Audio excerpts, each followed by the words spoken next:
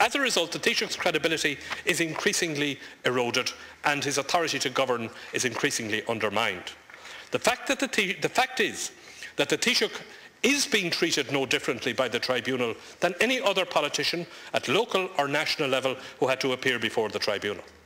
If an allegation is made against a politician that a corrupt payment was made and received, then the tribunal looks at the politician's finances to see whether there is any evidence of such a payment. And if, as in the Taoiseach's case, there is evidence that large sums of money were in fact received by him during the directly relevant period, then the politician must account for them.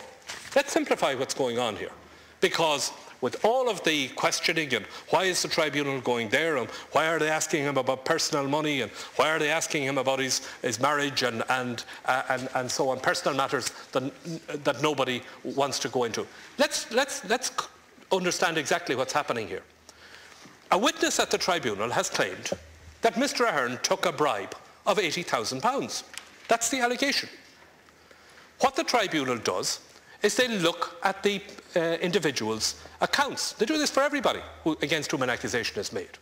And if they find, as they have found in this case, that yes, at the time in question, Mr. Ahern did receive large sums of money from wherever, and coincidentally, as it happens, it amounts to £80,000, they ask him, where did he get it from?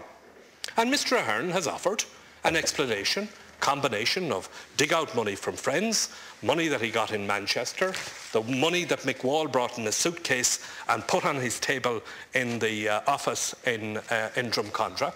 And to put it mildly, the tribunal is having some difficulty in believing this. And therefore, they put him up on the stand and they ask him questions to probe his account. Now, he's not being treated any differently, because I recall, for example, and I must say I felt sorry for the people involved. I recall a young woman having to go into that tribunal and explain a wedding gift. These are the assurances that are given by Revenue when a voluntary disclosure is made. It would seem that this request can only be read as an indication that the Taoiseach or somebody acting on his behalf had at very least apprehensions that he was not fully tax compliant.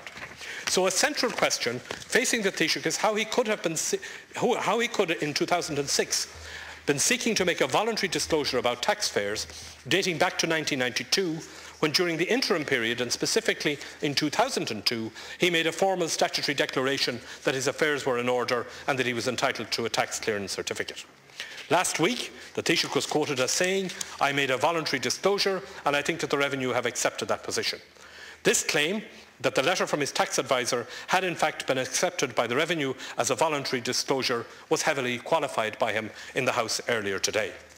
I see, last Councillor, that you're asking me to conclude. In conclusion, I simply want to say that I support the motion, the Labour Party supports the motion before the House. We're astonished at the amendment which has been submitted by Government, which is why we have submitted an amendment to that amendment in turn. Deputy might move the adjournment of the debate. Debate is adjourned.